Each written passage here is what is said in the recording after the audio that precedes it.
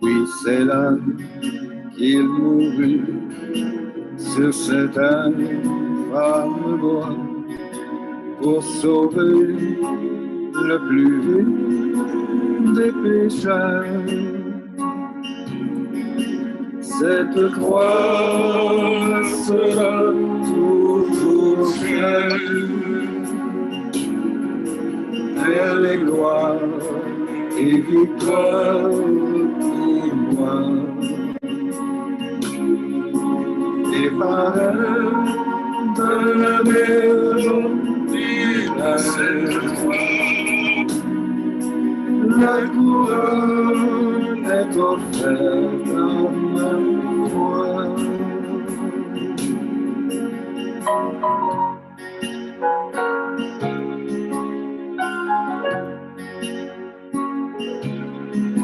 Cette croix où Jésus du monde est rejeté a pour moi le plus grand des attraits.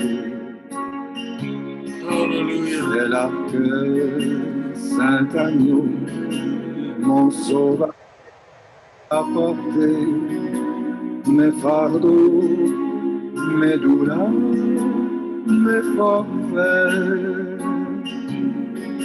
Cette croix me sera toujours chère. Elle est gloire et gloire pour moi. Et par elle, dans la maison du Père, la couronne est offerte à ma foi.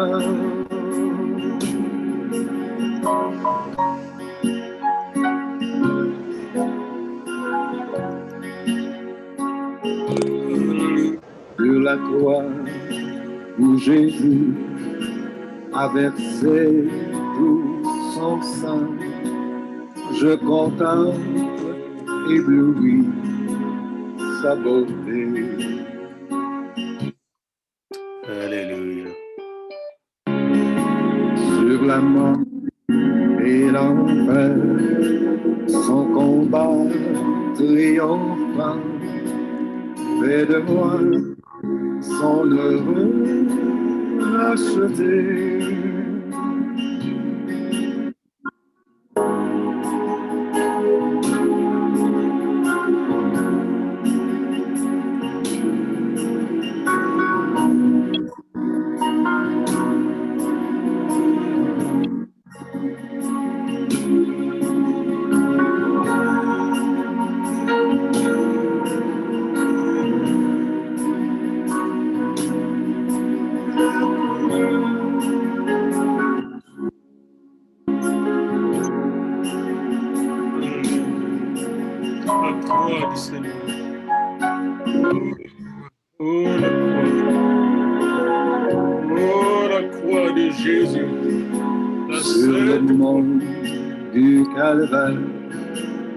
Il était une croix où Jésus souffrit tant de douleur.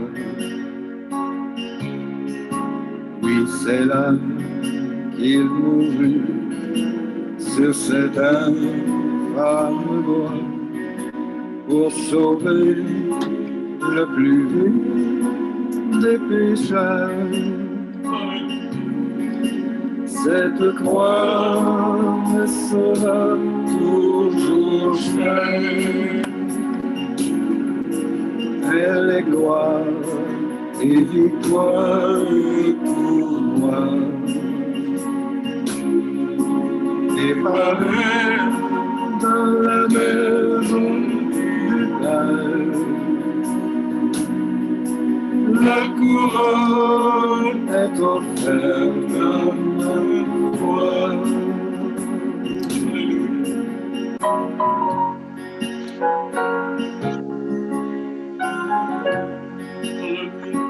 Bienvenue dans la maison spirituelle du Seigneur. Où Jésus Tu m'aurais rejeté. Asseyez-vous bien, installez-vous bien. Le plus La grâce du Seigneur. Alléluia. C'est là que Saint Agneau, mon sauvage, a porté mes fardeaux, mes douleurs, mes forfaits. Cette croix me sera toujours chère. Elle est gloire et victoire pour moi. Les parrains de la maison du Père, la couronne est offerte à la croix.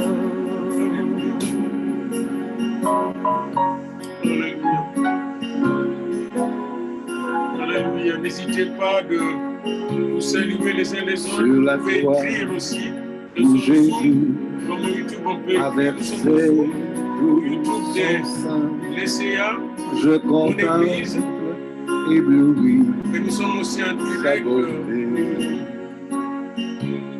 Facebook, Sur la mort et l'enfer, son combat triomphant, les devoirs sont heureux rachetés.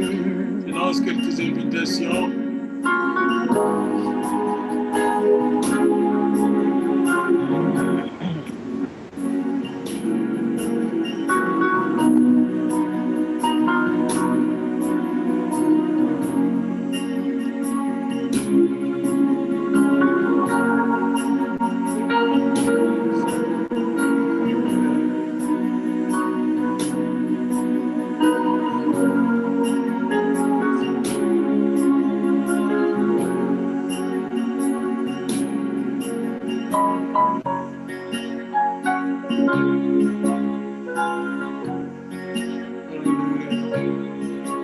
M'appuyant avec foi sur la croix de Jésus, son opprobre, je veux le porter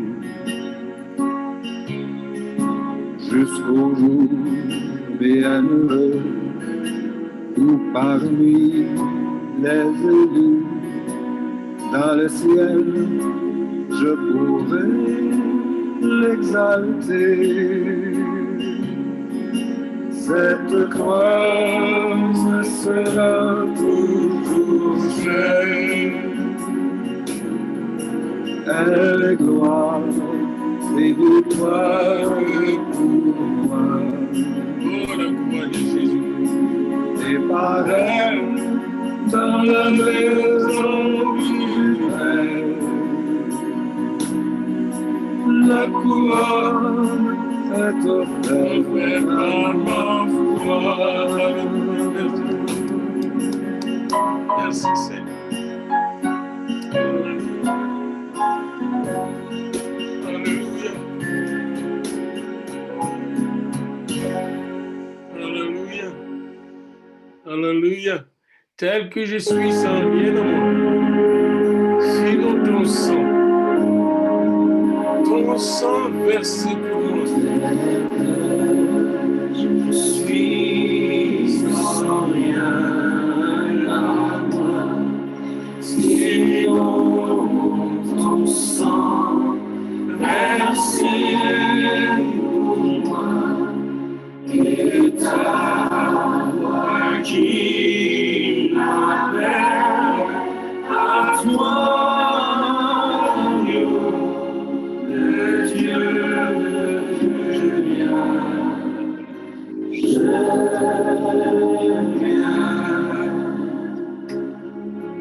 Tel que je suis, ton cœur est prêt à prendre le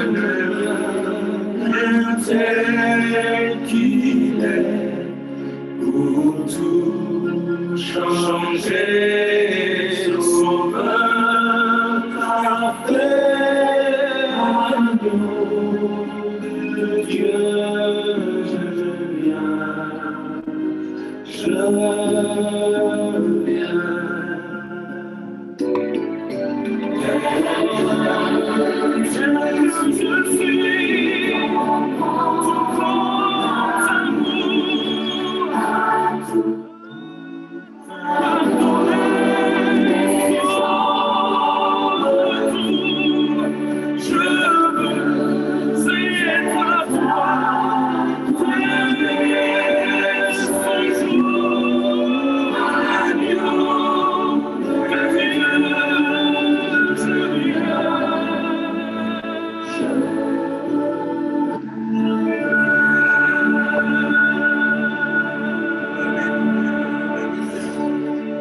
Agneau de Dieu, je viens à toi.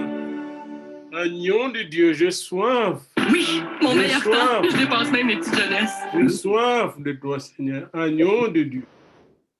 J'ai soif de toi, agneau de Dieu. Alléluia. Alléluia. Gloire à toi, louange à toi, béni sois-tu. Alléluia.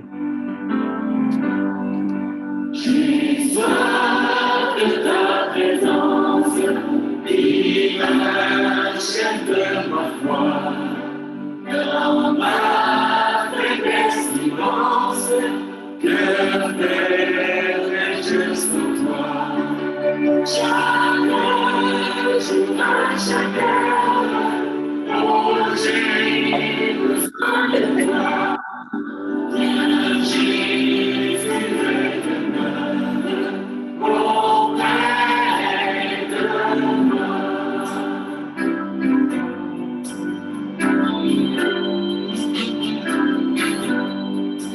Les ennemis rôdent autour de moi. À moi, dans le monde, que ferais-je sans toi?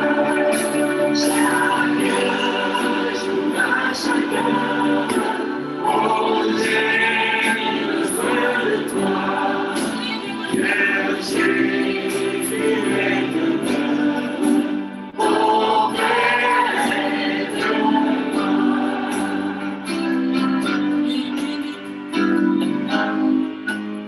Viens, Jésus, demeure auprès de moi. Je sais que tu es dans mon cœur, mais j'ai encore, et encore. Avec toute ma paix, Et mon courage, que ferais-je sans toi? Chaque jour, à chaque heure, oh, j'ai besoin de toi. Viens, Jésus, demeure auprès de moi.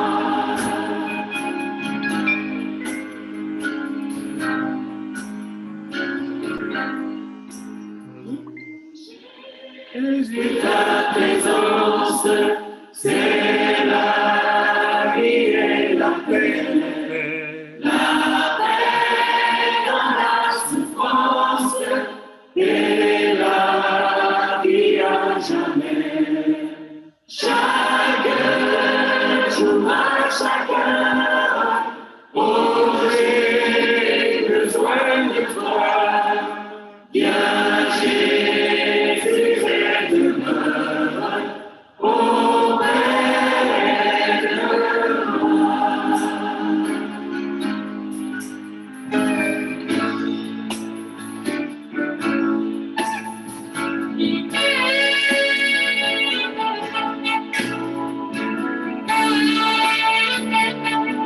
C'est bien de se laisser bercer par le Seigneur, au travers de ce son merveilleux.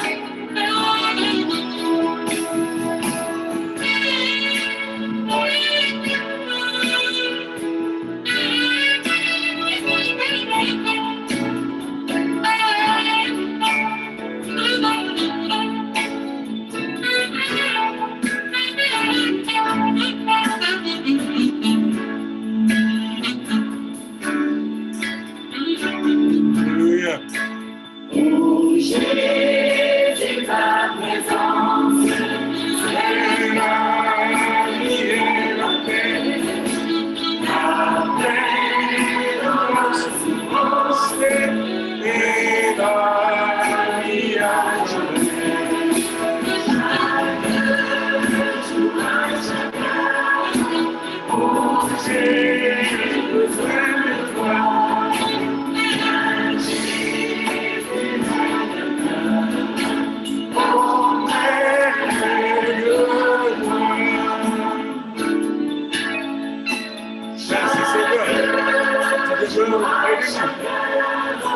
Oh, j'ai besoin de toi.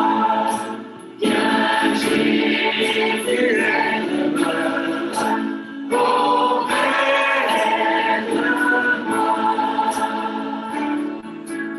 Saluons-nous les uns les autres pendant que nous entrons dans notre message avec ces chants. Le grand jour s'est levé.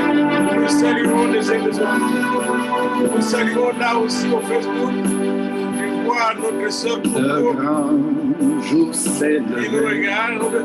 Dieu Et je pense que nous les a frères de la France visités. aussi sont connectés. Voici Et me soir, nous des sommes temps ensemble pendant 7 nouveaux. jours. Avec le livre de l'Apocalypse, c'est la fin du temps. Nous Partie de 7 heures de la France. recevons de Christ ce qu'il avait promis. Le Saint-Esprit est là. On a donc besoin de lui, n'est-ce pas? Le Saint-Esprit est là. Le Saint-Esprit est là. La nuit a disparu. Dieu donne un vrai salut. Et sur le monde entier, le grand jour s'est levé. Le Saint-Esprit est là.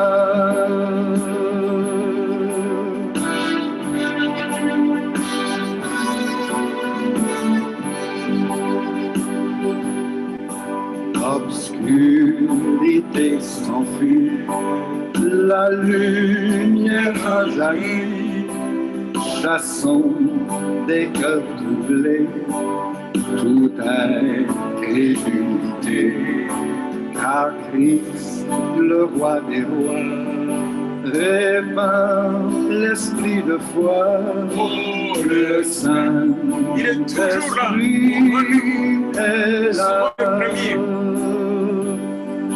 Le Saint-Esprit est là, le Saint-Esprit est là, la nuit a disparu, Dieu donne un vrai salut, et sur le monde entier, le grand jour s'est levé, le Saint-Esprit est là.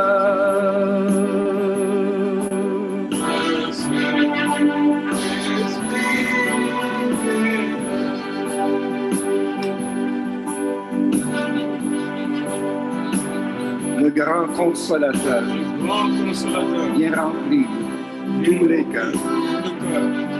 L'esprit de vérité nous met en liberté.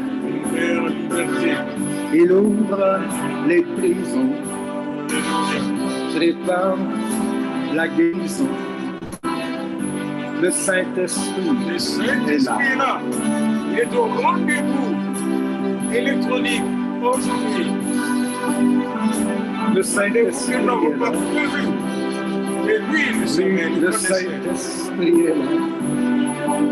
La nuit a disparu. Et Dieu donne un plein salut. Et sur le monde entier, le grand jour s'est levé. Le Saint-Esprit est là.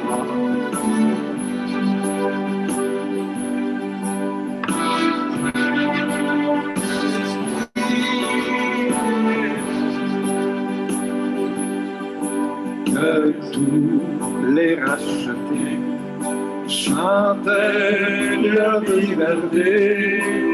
Christ a tout accompli. Amen. Et Saint-Esprit est là, toujours au rendez-vous. Merci, mon Tété. Voyez trembler l'enfer. Car dans Et quand je tout vous vois, l'univers, je confirme encore, le Saint-Esprit le est là. Saint-Esprit Mes sœurs et mes frères sont là avec le Saint-Esprit. Le Saint-Esprit est là, le Saint-Esprit est là, la nuit a disparu, Dieu donne un plein salut. Et sur le monde entier, le grand jour s'est levé, le Saint-Esprit est là. Alléluia, alléluia, alléluia. Saluez-vous encore les uns les autres. Est-ce qu'on peut se saluer là où nous sommes? Je vois l'évêque Damien branché aussi et tous ceux qui sont au YouTube, au Facebook. Même si nous ne vous voyons pas, Dieu vous voit. Alléluia. Alléluia. Nous sommes unis ensemble, à distance, mais unis. Rien ne pourra nous séparer de l'amour de Dieu et nous séparer les uns les autres. Quel que soit le COVID-19, 20 ou 21, Dieu est sous le contrôle du monde. Amen. Dieu contrôle le monde et pas le COVID qui nous contrôle au nom de Jésus. Amen. Bien-aimés dans le Seigneur, pour commencer notre merveilleux moment que Dieu nous donne, recevons ensemble sa grâce qui nous accompagne et l'inspiration du Saint-Esprit qu'il nous accorde au nom de Jésus pour comprendre, saisir sa parole, mais aussi expérimenter le feu de sa parole, la puissance de sa parole et le pouvoir de sa parole. Au nom de Jésus-Christ. Amen. Alléluia. J'aimerais vous rappeler en commençant que nous étions en route pour le culte ce matin, nous rendre à notre centre Roy Hope, quand nous avons rencontré à la porte l'interdiction d'entrée. J'ai essayé de faire des coups de téléphone, mais je n'ai pas reçu l'explication, alors que la semaine dernière, j'étais souvent en contact avec la ville. Alors, on ne sait pas ce qui s'est passé dans les 24 heures. La seule chose que nous devons retenir dans ce temps de la fin, il n'y a que le mot changement, surprise qui compte. Mais nous ne serons jamais surpris parce que nous savons qu'il n'y a qu'une seule chose qui est stable, le royaume de Dieu. Amen. Le reste va passer et très vite. Alors, nous aurons les explications demain lundi de la part de la ville pour savoir qu'est-ce qui se passe en notre centre où nous prions. Et puisque le Seigneur nous a donné l'alternative, nous voici en contact avec vous. Applaudissons et remercions le Seigneur. Rendons grâce au Seigneur en toutes choses. Et merci pour ce moyen vidéo audio qu'il nous a donné pour communiquer ensemble dans sa grâce, dans sa gloire, dans sa puissance, dans son autorité, dans son amour et dans la foi qu'il nous a donnée en Jésus-Christ notre Seigneur. Amen. J'aimerais vous rappeler quelques versets bibliques quand nous allons entrer dans ce que nous allons voir dans les 30 minutes qui suivent. Le premier verset que j'aimerais vous rappeler se trouve dans Exode 20, 19. Exode 20, 19, nous l'avons souvent étudié. Vous serez pour moi un royaume de sacrificateurs, une nation sainte. Et comme j'insiste tout le temps, Israël a échoué d'être une nation de sacrificateurs, une nation sainte, un royaume de sacrificateurs, d'où le choix de quelques sacrificateurs tirés de la tribu de Lévi. Puis le verset 5 à 6 d'Apocalypse 1. Apocalypse 1, 5 à 6. À celui qui nous aime et qui nous a délivré de nos péchés par son sang et qui a fait de nous un royaume de sacrificateurs, notez bien, pour Dieu son Père, à lui soit la gloire au siècle des siècles. Amen. Et 1 Pierre 2, 5 et 1 Pierre 2, 9. 1 Pierre 2, 5, 1 Pierre 2, 9 que nous retenons encore avant de commencer notre méditation. Et vous-même, comme des pierres vivantes, parce que nous avons été touchés par la pierre vivante, vivifiés par la pierre vivante, édifiez-vous pour former une maison spirituelle. Nous sommes en train de nous édifier pour former ensemble une maison spirituelle, un saint sacerdoce, afin d'offrir des victimes spirituelles à Dieu. Nous verrons cela très prochainement, comment offrir des victimes spirituelles à Dieu notre Père, agréable à Dieu par Jésus-Christ.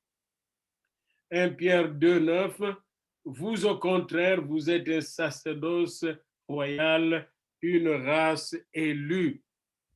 Et aujourd'hui, nous voulons tout simplement voir le revêtement, nous voulons encore voir en profondeur le revêtement de ces membres du sacerdoce royal.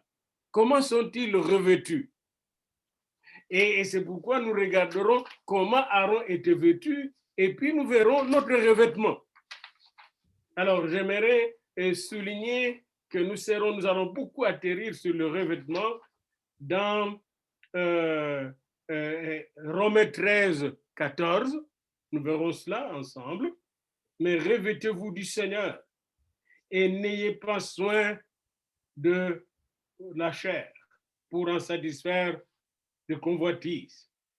Et puis Galates 3, 20 que nous avons vu ensemble, il faut passer, mais vous tous qui avez été baptisés en Christ, vous avez revêtu Christ. Et puis Éphésiens 4, 20 et 24, mais vous, ce n'est pas ainsi que vous avez appris Christ, si du moins vous l'avez entendu et si conforme à la vérité qui est en Jésus, c'est en lui que vous avez été instruits à vous dépouiller, et nous allons voir ça avec les prêtres anciens là, de l'Ancien Testament, à vous dépouiller par rapport à votre vie passée du vieil homme qui se corrompt par ses convoitises trompeuses, à être renouvelé dans l'esprit de votre intelligence et à revêtir l'homme nouveau, créé selon Dieu, dans une justice et une sainteté qui produit la vérité. Nous allons regarder ça, et puis Apocalypse 7, 9 va nous dévoiler l'agneau avec les élus revêtus de robes blanches et de palmes dans leurs mains. Nous allons le voir tout de suite. Les grands thèmes d'aujourd'hui, bien-aimés, c'est comment le Seigneur nous a revêtus. Et pour cela, je vous invite à aller dans l'Ancien Testament pour voir comment les souverains sacrificateurs avaient été revêtus. Dans les 10 minutes qui suivent, nous allons juste regarder là. Pour ceux qui ont besoin de bulletins, je pourrais le leur envoyer. Et là, vous êtes en PDF aujourd'hui. Les souverains sacrificateurs étaient vêtus. Alors, puis aussi revêtus. Et nous allons voir ça, bien aimé, deux choses très importantes. Et moi, je commençais dans mon bulletin de voir comment il était vêtu sur sa tête. Qu'est-ce qu'il avait sur sa tête? Et sur sa tête, il est dit dans Exode 28, 36, 38, Exode 28, 36 à 38, il avait un bonnet avec une lame d'or, et sur cette lame était gravé sainteté à l'Éternel. Et ces chapeaux étaient très importants. Et tu l'attacheras un cordon bleu sur la tiare, sur le devant de la tiare. Elle sera sur le front d'Aaron. Et Aaron sera chargé des iniquités commises par les enfants d'Israël. Et quand Aaron paraissait devant l'Éternel, avec sur son front sainteté à l'Éternel, les iniquités des enfants d'Israël étaient déclarées sans effet et purifiées. D'abord la tête. Vous voyez, dans la Bible, on vient à la tête vers la fin. Moi, je commence par la tête. Et nous savons que nous autres, sur notre tête, nous portons les casques du salut. Je suis dans Éphésiens 6, 10 à 18, quand je parle de ces revêtements. Nous portons sur nous les casques du salut. Ça veut dire quoi? Que notre tête,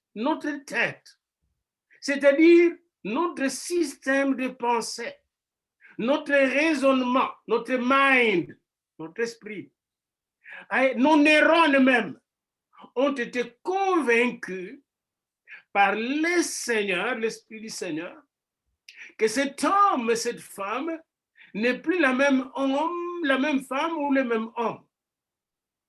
Que cet homme a été transformé par le renouvellement de l'intelligence. Parce que cet homme, selon Romains 12, a offert son corps comme victime agréable à Dieu. Il a offert son corps en sacrifice quand il a accepté Jésus, cet homme ou cette femme. Par conséquent, il déclarait dans sa tête, c'est pourquoi le casque du salut sur sa tête, dans sa tête. Et souvent, c'est ça le problème, parce qu'entre les deux épaules, il y a la guerre. Et il faut que l'enfant de Dieu, qui entre dans le sacerdoce royal, sache dans sa tête, non seulement dans son cœur, sinon il y aura guerre entre les émotions, les sentiments, et vous allez voir des chrétiens, ils louent le Seigneur, mais quand un problème arrive, même émotionnellement, c'est la colère, c'est l'animosité, parce que leur tête n'a pas été régénérée pour transformer leur vie émotionnelle et sentimentale. Il faut que la tête soit transformée, notre manière de penser transformée pour penser Jésus-Christ, penser amour de Dieu, penser foi en Dieu, penser paix de Dieu, penser joie de Dieu, penser puissance de Dieu en nous, Christ en nous, l'espérance de la gloire, en tout et pour tout, quels que soient les événements, Christ me dirige. Comme les apôtres quand ils étaient dans la tempête, n'est-ce pas, bien-aimés, dans la pirogue, les vents soufflaient. Mais le vent qui soufflait, la tempête, est allé chercher leurs sentiments, est allé chercher leur cœur, parce que leur tête n'était pas encore transformée, c'était la peur, la panique. Heureusement, ils savaient une chose, ils savaient crier à Jésus. Dans leur panique, ils ont dit, Jésus, Maître, nous périssons. Quelle que soit notre panique, nous savons à qui nous devons crier. Et là, leur tête a été stabilisée par le Seigneur, qui a stabilisé d'abord et avant tout la surface de la mer. Il a fait taire la tempête. Et là, ils pouvaient revêtir leur casque du salut. Vous connaissez encore Pierre quand il a demandé à Jésus de marcher sur l'eau, sur la mer de Galilée. Encore là, il avait besoin de casque du salut. Tant aussi longtemps qu'il regardait Jésus, il marchait. Et dès qu'il a recommencé à regarder l'eau et à regarder ses jambes, il a réalisé qu'il était humain. Il a réalisé qu'il était limité.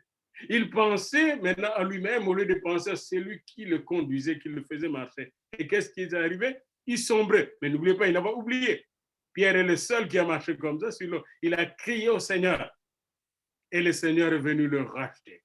Les casques du salut, c'est avoir le regard fixé sur Jésus, le chef et le consommateur de la foi, comme il nous le dit dans Hébreux 12. Alors, le souverain sacrificateur toute sa tête était concentrée sur Dieu. Et nous aussi, comme sacrificateurs dans la Nouvelle Alliance, notre tête doit être concentrée sur Jésus, concentrée sur Dieu, surtout dans ces temps où nous sommes bombardés de mauvaises pensées, de beaucoup de mauvaises pensées.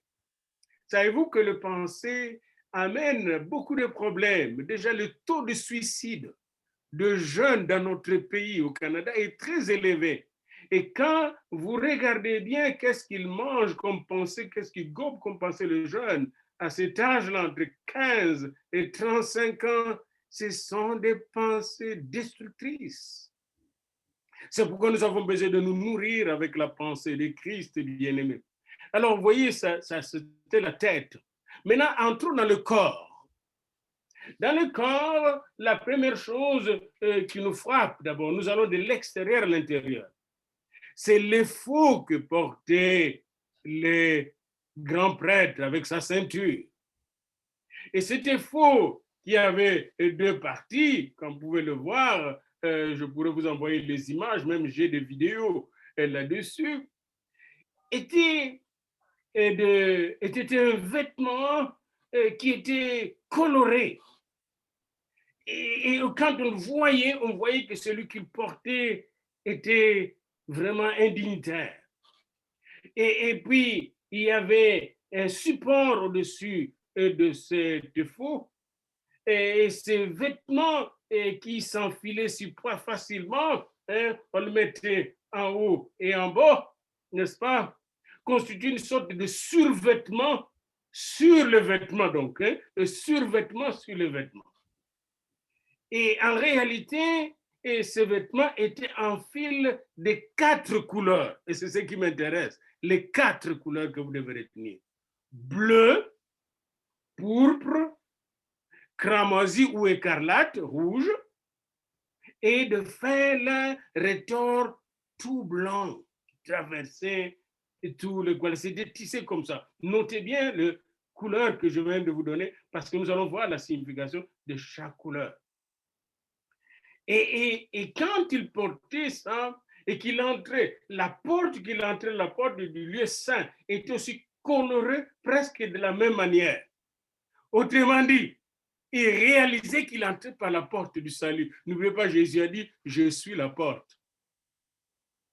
Et lorsqu'il entrait et là-dedans, il entrait de façon solennelle. Et quand vous allez maintenant sur son pectoral qui était une parure aussi, qui était, comme son nom l'indique, placée sur la poitrine du souverain sacrificateur. Son pectoral avait 12 pierres. Et ces 12 pierres, chaque pierre avait son nom, était différente. Représentaient les 12 tribus des enfants d'Israël unis dans le royaume des sacrificateurs que Dieu avait créé. Tandis que sur ses épaulettes, il y avait une pierre d'onyx ici et une pierre là-bas. Et sur chacune des pierres, il y avait les 6 noms d'enfants d'Israël, et ici 6 noms en tout 12. Et quand il les portait comme ça, il portait toute la responsabilité, tous les fardeaux des enfants d'Israël auprès du Seigneur, qui les gardait dans son cœur. Ils ont des fardeaux, oui, qu'ils viennent à moi. Je veux les purifier parce que je les aime. Alléluia, alléluia. Il y avait donc une grande signification dans tout ça. Puis j'aimerais regarder avec vous les différentes couleurs et leurs significations rapidement. Et bien aimé dans le Seigneur, en dessous de sa robe bleue, il y avait toujours sa tunique toute blanche. Toute blanche. Alors j'aimerais donc qu'on puisse retenir les différentes couleurs que nous venons de voir ici, que nous avons vues sur son éphod, sur son pectoral, sur sa robe, n'est-ce pas, et sur sa tunique. D'abord, la couleur bleue, qu'est-ce que cela représentait? La couleur bleue, partout, vous la voyez, elle représente le ciel. Elle représente le ciel. Cherchez d'abord le royaume des cieux. Les sacrificateurs devaient avoir le regard tourné vers le ciel. Je lève mes yeux vers les montagnes, d'où me viendra le secours? Le secours me viendra de l'Éternel qui a créé le ciel et la terre. Quand nous prions le Notre Père qui est aux cieux, on ne dit pas notre Père qui est en dessous de la terre, notre Père qui est aux cieux, qui est élevé, El Elyon. La couleur pourpre représentait la royauté de Dieu qui avait mis à part ses sacrificateurs, la royauté. La couleur cramoisie, parce qu'il s'agissait de son royaume, le royaume d'Israël, le royaume des sacrificateurs. La couleur cramoisie ou écarlate, savez-vous le fil écarlate que Rahab devait mettre sur sa fenêtre pour être protégée quand les enfants d'Israël allaient venir détruire Jéricho. Elle fut protégée avec toute sa famille. Elle échappa à la mort et devint un membre de la famille royale d'Israël. Eh bien, ces fils cramoisis représentent le sang du sacrifice expiatoire et du pardon. Les sangs du sacrifice expiatoire.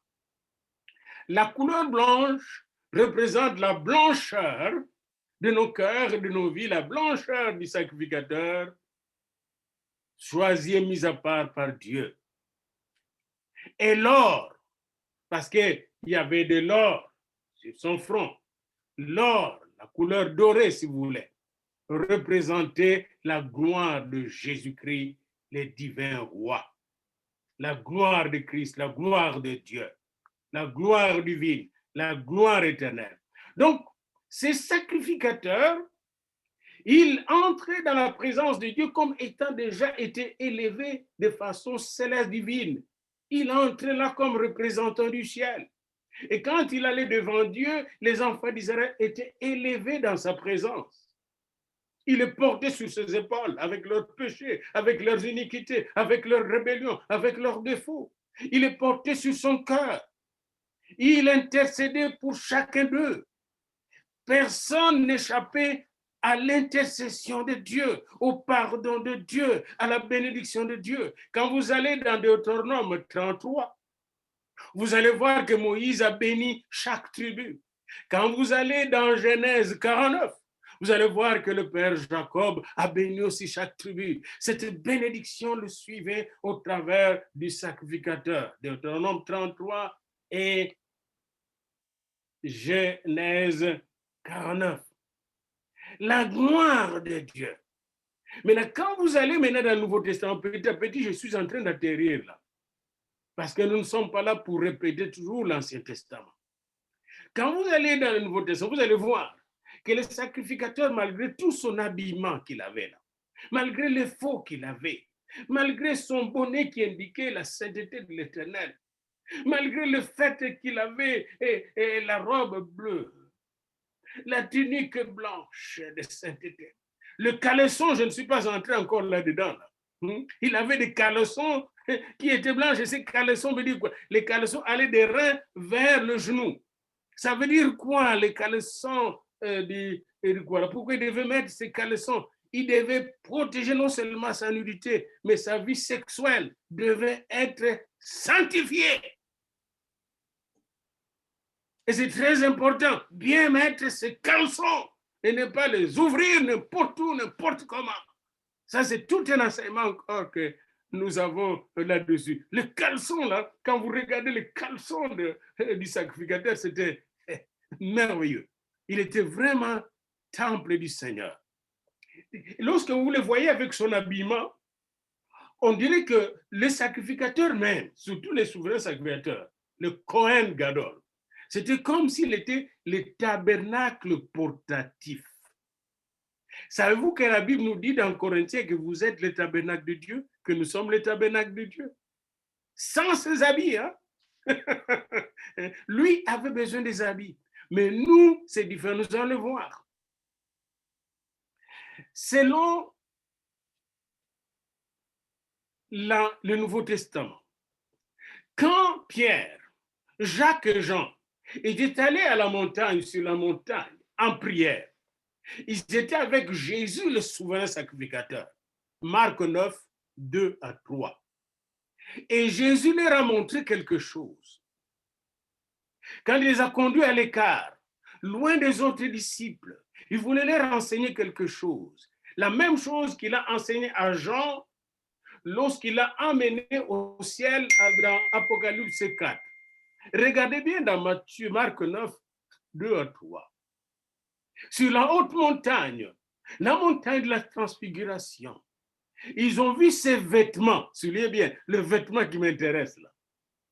Ces vêtements devinrent resplendissants, d'une telle blancheur qu'il n'est pas de foulon sur la terre qui puisse blanchir. Jésus était en tenue de souverain sacrificateur céleste.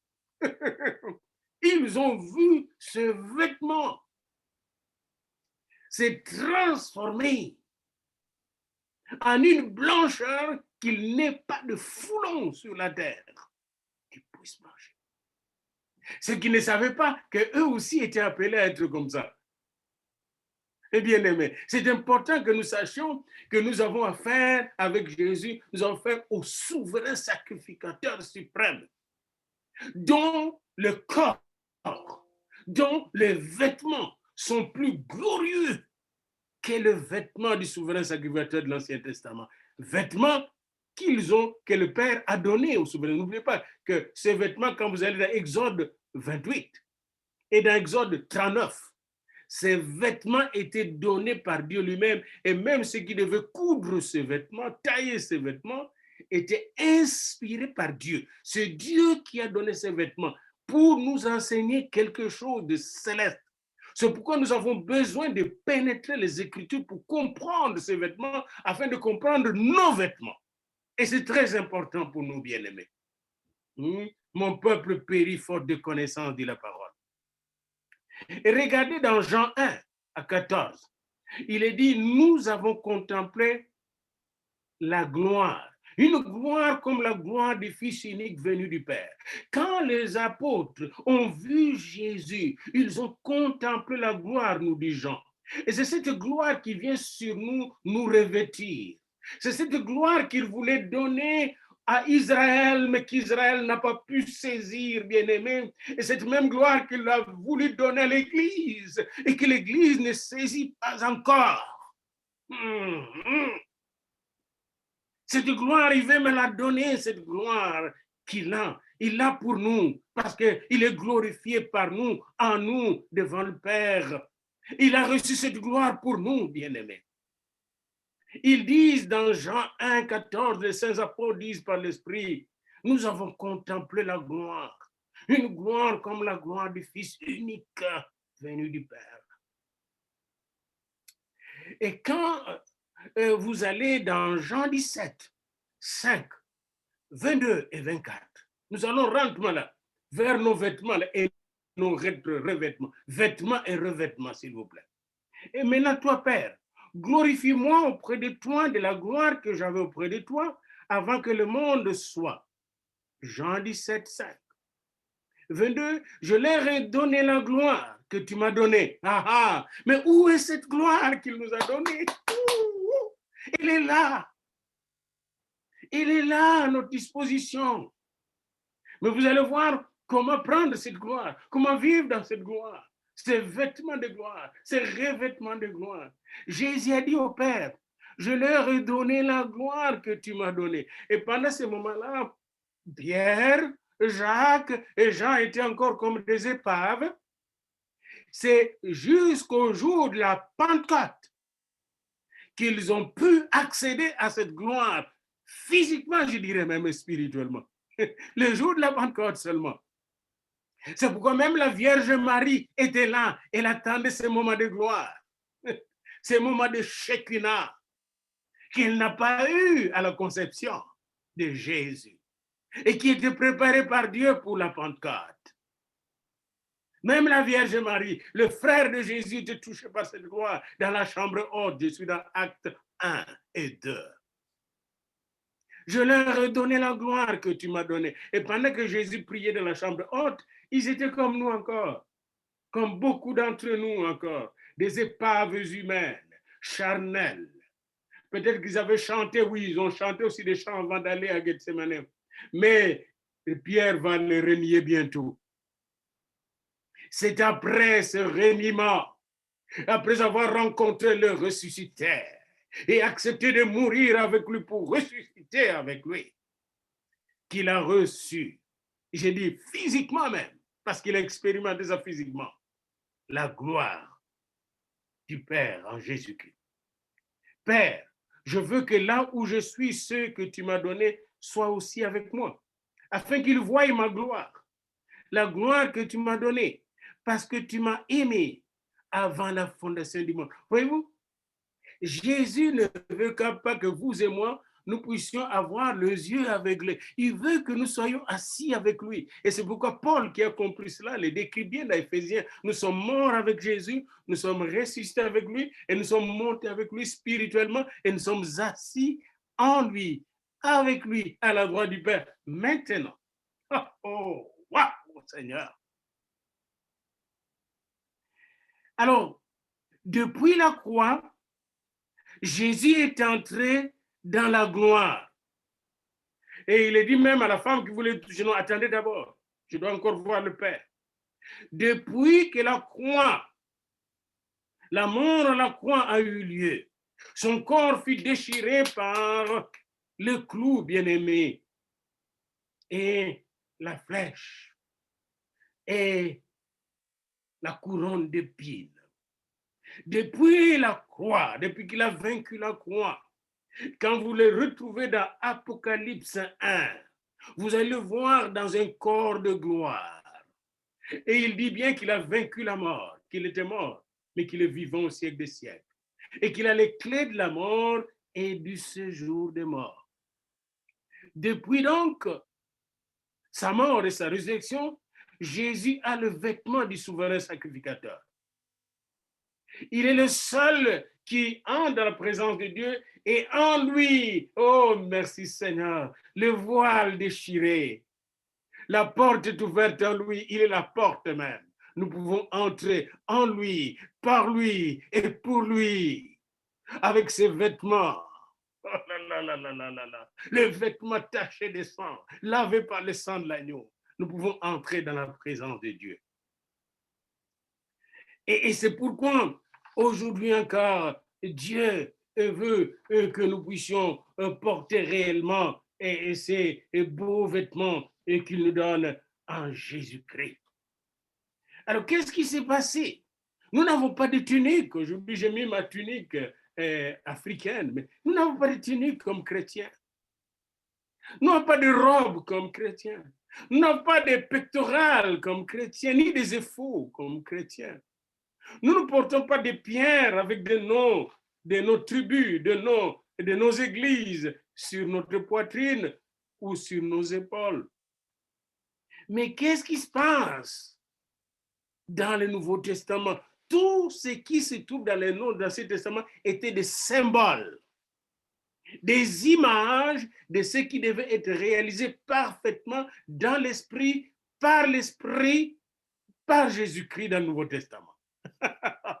Et c'est pourquoi beaucoup de gens, même les Juifs, ne comprennent pas que les images sont maintenant dépassées pour la réalité. Alléluia. Qu'est-ce qui s'est passé? Nous tous qui avons été baptisés en Christ, Galates 3:20, nous avons revêtu Christ. Il est notre robe bleue. Il est notre tunique blanche. Il est notre caleçon qui nous protège notre nudité. Christ est notre sainteté. Christ est notre bonnet, notre salut. Christ est notre justice. Nous avons revêtu Christ. Et c'est important pour nous, comme quand je venais, même ici, après avoir vu que la porte de notre salle de prière était fermée, encore je priais dans mon cœur, Seigneur, fais que je ne sois pas frustré. Jésus dit, tu ne seras pas frustré, je suis là, je te console. Ne sois pas frustré, mon ami, ça va passer. Viens avec moi, viens, je te lâche pas. Viens, toujours Christ, toujours Christ. Christ en nous l'espérance de la gloire. Et regardons maintenant Ephésiens 4, 20 à 24. Parce que nous devons comprendre cela. Et le sacrificateur de l'Ancien Testament, Aaron, devait être lavé pendant 7 jours. Il s'était préparé pendant lavé, purifié par l'eau pure avant d'être revêtu. Mais nous, dans le sang de Jésus, il dit, mais vous, ce n'est pas ainsi que vous avez appris Christ. Si du moins vous l'avez entendu, et si conformément à la vérité qui est en Jésus, c'est en lui que vous avez été instruits à vous dépouiller. Il parle des chrétiens là, puis il constatait qu'il y avait quelque chose qui ne marchait pas. Est-ce que vous avez appris à vous dépouiller par rapport à votre vie passée du vieil homme qui se corrompt par les convoitises trompeuses? Quand nous venons à Christ, nous nous dépouillons du vieil homme, de la vieille femme, adamique, évique, si vous voulez parler de Ève, charnel, congolite, si vous voulez, francolite, si vous voulez, canadite, si vous voulez. C'est-à-dire l'homme, la femme du péché. Jésus nous aide à nous dépouiller de cette vieille personne avant de nous habiller. Vous voyez? Vous avez appris à vous dépouiller du vieil homme. C'est pourquoi quand nous voyons le vieil homme paraître comme Martin Luther, avait constaté que son vieil homme, quand il a voulu le noyer, il a constaté que son vieil homme savait surnager. Chaque fois qu'il avait un problème, il voyait le vieil homme surnager, revenir à la surface. Alors, qu'est-ce qu'il faut faire pour que le vieil homme puisse être totalement noyé? Il doit mourir. Il doit mourir. Galates 2:20. Galates 2:20. Je suis crucifié avec Christ. Si je vis, ce n'est plus moi qui vis, c'est Christ qui vit en moi. Bien-aimé dans le Seigneur, le vieil homme peut jouer des tours. Beaucoup de gens, nous acceptons Jésus, mais le vieil homme se cache. Il n'est pas mort. Il se cache quelque part. Puis il va rebondir après. Hein, il y avait une femme chrétienne qui me disait, vous savez-vous, il y a des gens que le diable a prêtés à Dieu. Il dit, prends sa bouche pour qu'il prêche bien. Prends sa bouche pour qu'il prie bien. Mais moi, je vais garder son caractère. Je vais garder son comportement. Je vais garder sa vie secrète. Et moi, je vais m'en occuper. Puis, les personnes qui ne prennent pas conscience des vieux péchés non purifiés, ça finit par rebondir. Parce que le vieil homme n'a pas été proprement traité. Il doit mourir au calvaire avec le Seigneur. Jusqu'à ce que je vais dire clairement avec moi-même, dans le secret, je suis crucifié avec Christ. Si je vis, ce n'est plus moi qui vis, c'est Christ qui vit en moi. J'aurai toujours la guerre avec le vieil homme. Et en ce moment-là, je vais porter la robe des sacrificateurs de l'Ancien Testament qui continuent à pécher avec leur robe, qui continuent à mentir avec leur robe, qui continuent à faire de coups comme les enfants d'Élie avec leur robe. Ce n'est pas de cette robe-là qu'on nous donne dans le Nouveau Testament. Alléluia. Et regardez bien la nouvelle robe. Vous avez appris à instruire, à être renouvelé. Je suis dans Éphésiens 4:24, à être renouvelé dans l'esprit de votre intelligence. À être renouvelé dans votre... Parce que notre intelligence doit changer sa manière de comprendre les choses, la manière de saisir les choses. Notre intelligence doit commencer à saisir Dieu, la vérité de Dieu. C'est pourquoi la Bible nous dit, vous connaîtrez la vérité et la vérité vous affranchira. Notre intelligence doit savoir que Dieu est lumière. Et il faut rester dans la lumière et jamais dans les ténèbres. Que les mensonges n'est pas de Dieu. Que l'orgueil n'est pas de Dieu. Notre intelligence doit apprendre à marcher dans l'humilité et la simplicité de Dieu comme Jésus. Jésus était très intelligent, mais très humble. Notre intelligence doit être celle de Dieu. Il dit, mes pensées ne sont pas vos pensées, mes voix ne sont pas vos voix. Être renouvelé dans son intelligence, c'est se débarrasser de l'intelligence orgueilleuse, athée, corrompue de ce monde pour être revêtu de l'intelligence humble, de la foi, de l'espérance et de l'amour de Dieu. Vous tous qui avez été baptisés dans le Seigneur, vous avez appris à être renouvelé dans l'esprit de votre intelligence. Qui nous renouvelle? C'est le Saint-Esprit. Par sa parole, le Saint-Esprit nous renouvelle. Et à revêtir l'homme nouveau. Ah, voilà. Hein? Ce n'est pas une robe nouvelle. Oh non. Ce n'est pas une tunique nouvelle. Oh non. Ce n'est pas un éphod que nous donne. Non. Ce n'est pas le pectoral que nous donne.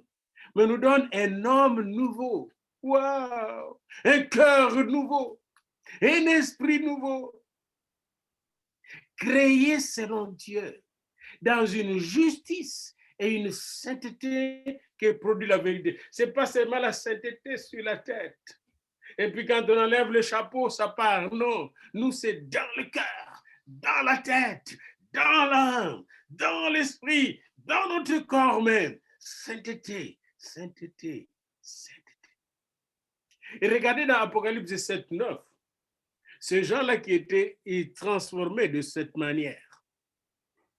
Et après cela, je regardais, voici, il y avait une grande foule que personne ne pouvait compter. Et de toute nation, oh alléluia, de toute tribu, oh alléluia, et de tout peuple, oh alléluia, de toute langue. Voilà pourquoi j'aime une église multicolore. Alléluia. Et ils se tenaient devant le trône de l'agneau, revêtus de robes blanches et de palmes dans la main. Voilà ces gens-là qui avaient le cœur transformé. Quand ils se présentèrent devant l'agneau, ils étaient revêtus de robes blanches et de palmes à la main. Mais quand est-ce qu'ils ont eu ces robes blanches? Pensez-vous que c'est dans le ciel? Non. Ils les ont eus sur la terre et dans le ciel, ça s'est manifesté. Venez avec moi dans Apocalypse, au chapitre 3. Je vais vous montrer juste quelque chose d'une église qui était pourrie et que Dieu a conseillé d'acheter des robes ici sur la terre. Apocalypse 3. Et je pars d'abord au verset 4. Cependant, tu as à Sardes quelques hommes qui n'ont pas souillé leurs vêtements. Ils marcheront avec moi en vêtements blancs parce qu'ils en sont dignes. Ces gens-là n'avaient pas souillé leurs vêtements, c'est-à-dire leur corps, leur cœur, leur vie. Et c'est pourquoi ils vont marcher avec lui en portant des vêtements blancs parce qu'ils en sont dignes. Venez encore avec moi dans Apocalypse 3, toujours 18. Je te conseille, Apocalypse 3, 18, je te conseille d'acheter de moi d'or éprouvé par le feu. Je ne parlerai pas de cet or, afin que tu deviennes riche et de vêtements blancs, afin que tu sois vêtu et que la honte de ta nudité ne paraisse pas. De vêtements blancs. Ces vêtements, nous les achetons ici par le sang de l'agneau. Alléluia. C'est ici que nous devons nous acheter ces vêtements. Et quand nous prenons ces vêtements, la première chose que Dieu fait, il nous donne un cœur nouveau et un esprit nouveau, ce qu'on appelle la circoncision de cœur, la nouvelle naissance. Et si vous êtes né de nouveau, il va vous donner alors, et c'est là que j'atterris pour aujourd'hui, une armure. Pourquoi une armure? Pour que quand le diable vient vous attaquer, qu'il voie le vêtement, le revêtement de Jésus sur vous. Cette armure, c'est un, le casque du salut. Cette armure, et deux, c'est la cuirasse de la justice de Dieu. Voyez-vous sur la poitrine? Cette armure, c'est aussi le bouclier de la foi qui te permet d'éteindre les traits enflammés de l'ennemi. Cette armure, c'est aussi la ceinture de la vérité. La ceinture de la vérité. Vous connaissez la vérité. La vérité, c'est Jésus-Christ lui-même. Et sur cette ceinture, on vous donne l'épée de l'esprit, la parole de Dieu, que vous pouvez brandir. Ça, c'est une arme offensive. Alors que le bouclier de la foi est défensif, la cuirasse est défensive, le casque est défensif, mais l'épée de l'esprit, c'est celle que Jésus a utilisée au désert. Il est écrit, il est écrit, il est écrit, il est écrit, il est écrit, il a sommé le diable avec l'épée de l'esprit. Et ça devient une armure pour toi. Comme les soldats sont habillés différemment de nous. Leur arme fait partie de leur revêtement. Nous aussi, nous sommes les soldats de Christ. Nos armes sont différentes des armes de ce monde. Et ce qui est intéressant, et je vais terminer par là, bien-aimés, quand vous regardez les sacrificateurs de l'Ancien Testament, vous allez constater que le sacrificateur de l'Ancien Testament, il n'a pas de chaussures. Il n'a pas de chaussures. Ses pieds sont nus. Parce que ce sacrificateur marche encore et toujours dans la crainte de Moïse devant le buisson ardent. Ce sacrificateur marche toujours dans la crainte de Moïse devant le buisson ardent. Dieu est toujours un buisson ardent. Ce sacrificateur a peur d'être tué par Dieu. Ce sacrificateur n'est pas sûr de son salut. Ce sacrificateur n'est pas sûr de sa sanctification. Mais il y a une différence entre vous et ce sacrificateur. Et je vous la donne parce que le Seigneur me l'a donnée quand je méditais là-dessus. Vous portez des chaussures. Lui n'a pas de chaussures. Et vos chaussures s'appellent les ailes que donne l'évangile de paix. La bonne nouvelle de Jésus-Christ. Et cette bonne nouvelle, quand vous regardez l'Apocalypse 10, les derniers versets, lorsqu'on demande à l'apôtre Jean de manger les livres, on lui dit, il faut que tu prophétises de nouveau sur beaucoup de peuples, de nations, de langues, de rois. Apocalypse 10, 11. Cette bonne nouvelle de Jésus-Christ, mort et ressuscité, doit être proclamée encore aujourd'hui, quelle que soit la situation. Et nous avons la capacité de le faire encore aujourd'hui.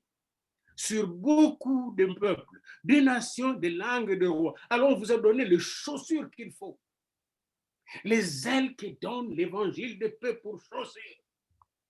Dans ces chaussures, il y a la victoire, il y a la sainteté, il y a le pouvoir, il y a la puissance dans vos chaussures. Comme les chaussures du soldat romain pouvaient écraser n'importe quel ennemi.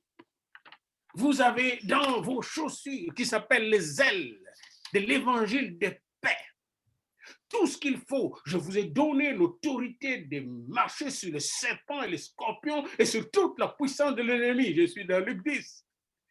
Dans ces chaussures-là, il y a la puissance de marcher sur l'ennemi. Cette puissance, les souverains sacrificateurs de l'ancienne alliance n'avaient pas ça. Oh, vous réalisez ce que vous avez. De la tête jusqu'aux pieds, vous êtes couverts.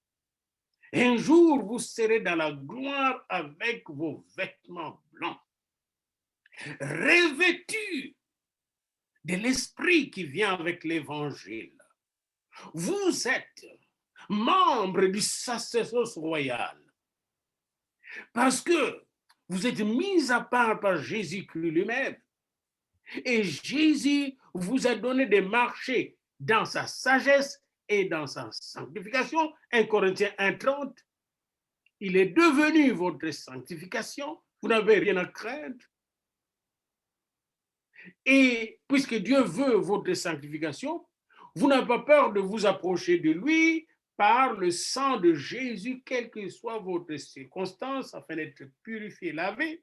Et dès que vous êtes purifié, lavé, bien revêtu, vous avez l'autorité de marcher sur le serpent et le scorpion et sur toute la puissance de l'ennemi.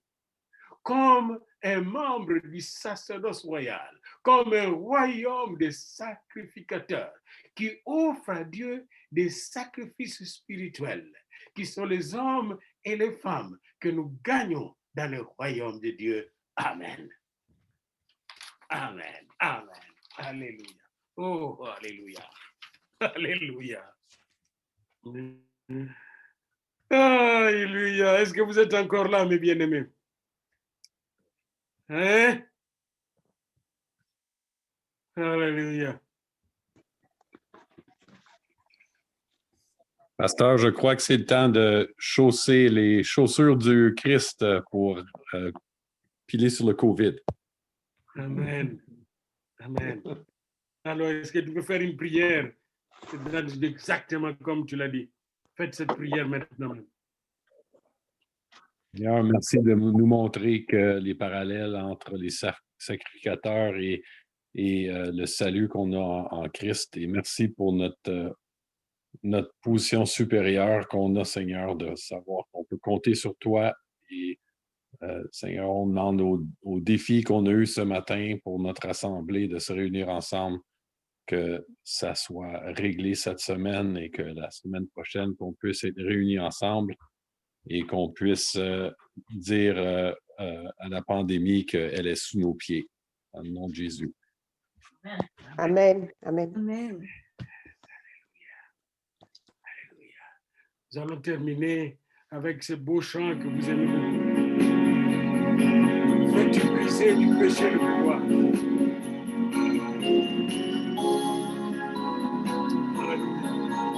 Je bénis le Seigneur pour la grâce qu'il m'a accordée de partager avec vous la parole. Veux-tu briser du péché le pouvoir, la force est en Christ, la force est en Christ. Si dans ton cœur tu veux la recevoir, la force est dans le sang de Dieu. Je suis fort, fort, oui, plus que vainqueur par le sang de Jésus. Je suis fort, fort, oui, plus que vainqueur par le sang de Jésus, mon sauveur.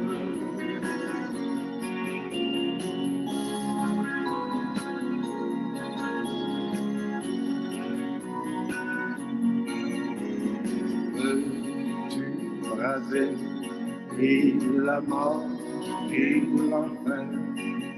La force est en Christ, la force est en Christ. Jésus, le monde fait tomber tous les peines. La force est dans le sang de Christ.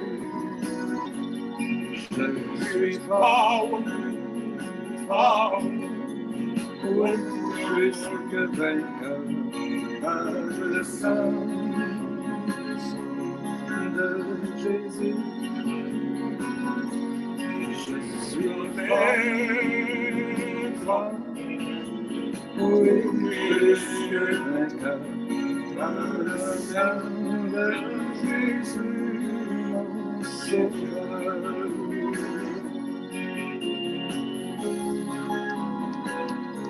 Remercions, Seigneur. Veux-tu marcher? Nous sommes suivis jusqu'au Maroc maintenant. Alléluia. La force est en Christ. La force est en Christ. Canadiens, ouvrez vos yeux là. Vous avez la capacité de toucher le monde. Tout-puissant. La force est dans le sang de Christ. Je suis fort, fort, plus que vainqueur par le sang de Jésus. Je suis fort, fort, plus que vainqueur par le sang de Jésus, mon sauveur. Tu es fort par le sang de Jésus. Revêtu de Jésus, tu es fort, tu es forte, ma soeur, tu es forte. Tu du ciel t'approcher chaque jour. Devant le corona, tu es forte. Forte. La force. Les églises fermées, on est fort. Oh, alléluia. Jésus demeurait pour toujours. La force est le sang de Christ. Préparez-vous maintenant, préparez vos mains. Et soyez là, nous allons juste nous bénir les uns les autres à la fin de ce chant. Plus que vainqueur. Et bénir le monde en tant que sacrificateur du royaume. Je suis fort, fort, oui, plus que vainqueur par le sang de Jésus, mon sauveur.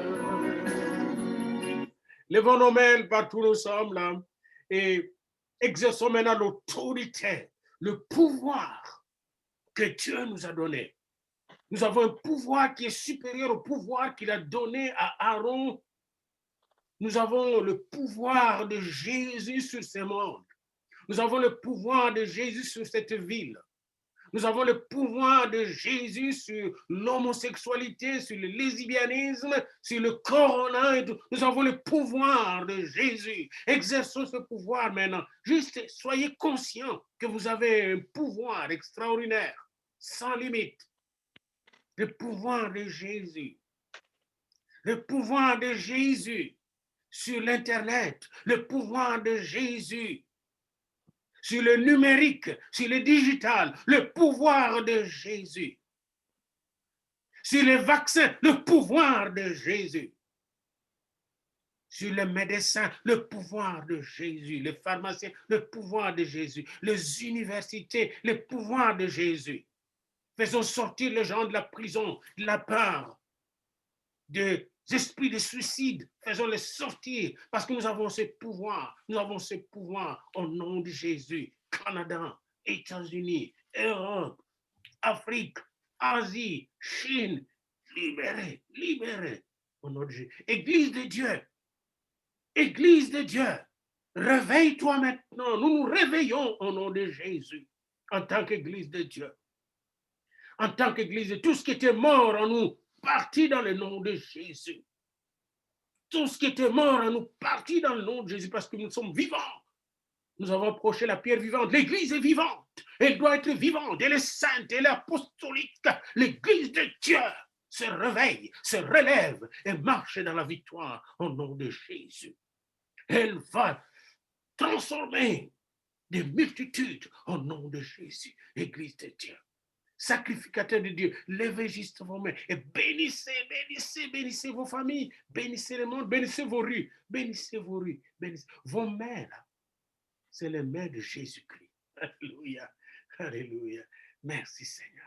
Que la grâce puissante de notre Dieu, qui nous a accordé d'être un royaume de sacrificateurs pour Dieu son Père, après nous a rachetés par son sang précieux, nous accompagne tout au long de cette semaine et à jamais dans nos familles, dans nos entreprises, dans les rues, dans les centres d'achat, dans les magasins. La grâce, la puissance de Dieu, la grâce, la puissance de Dieu, au nom de Jésus, dans les hôpitaux, la grâce, la puissance de Dieu, au nom de Jésus. Amen. Alléluia. Amen. Amen.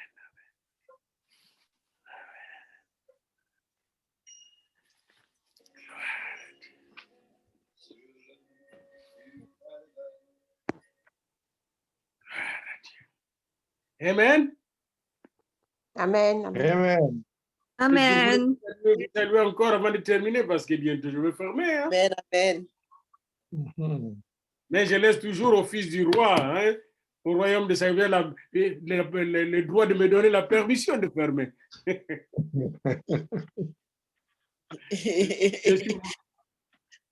Je suis votre serviteur. Bonne semaine. Merci. Bonne semaine à tous. Bye. Bye bye. Bye. Bye, bonne Merci, semaine. Tata. Bye bye. Alors, n'oubliez pas, Bye, Bye, pendant la semaine Jessie. prochaine, Allô, bonne semaine. du lundi, du 1er jusqu'au 7, nous avons un grand séminaire avec l'Église de France sur l'Apocalypse et la fin des temps. Et je vous enverrai encore des invitations pour ceux qui aimeraient être là. Un grand séminaire, il y a plus de centaines de personnes au Zoom. L'Apocalypse et la fin des temps. All right. Bonjour, Maman May. Salut. Bonjour, Jeanne. Bonjour, Maman, bonjour. je t'ai vu, Bonjour tout le maman, monde. je t'ai vu. Bonjour, Pasteur Michel. Allô, Bonjour tout le Nicole. monde. Bye. Bye à tous. Bonne semaine. Bonne semaine. Bye. Merci, Bye. Pasteur. Merci, merci. Le Seigneur vous bénisse tous. C'est Papa bien pasteur. d'enregistrer les salutations. Amen. Amen. Papa pasteur, j'ai besoin de te voir aujourd'hui. D'accord, Besoin de quelques signatures. il n'y a pas de problème. Est-ce que je passe chez toi ou tu passes chez moi? Tu peux passer chez moi comme Dieu est beau. OK. Je suis beau et gentil. Amen. D'accord. Fait que je vais être là d'ici dans la prochaine heure. Il n'y a pas de problème. OK. À tantôt. Que Dieu te bénisse, royaume des sacrificateurs. Ouais.